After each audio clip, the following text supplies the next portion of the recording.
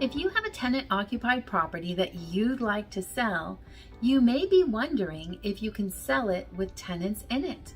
And should you sell it with tenants in it?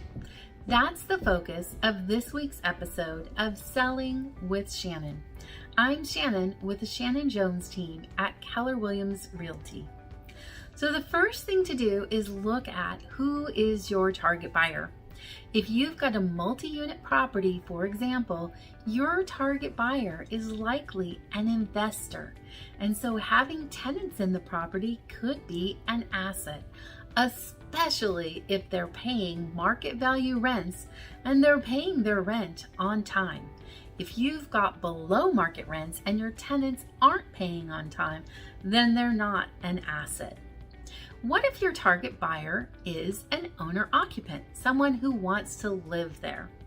Then they are probably not going to be excited by the fact that you've got tenants in the property.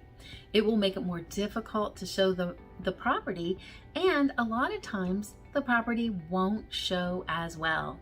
Tenants are not as motivated typically to have the home showing to its best potential as you would be as an owner.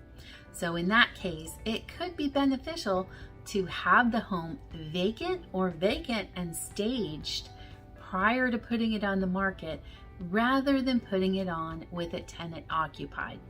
Another consideration of potential buyers is the restrictions that are in place on providing tenants with notice, and in some cases, relocation assistance that's required.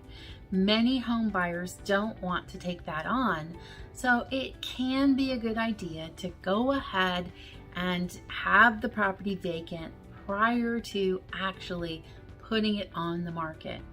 If you have questions about who the target buyer would be for your property, what your options are, and how those choices might impact the value, then let's talk.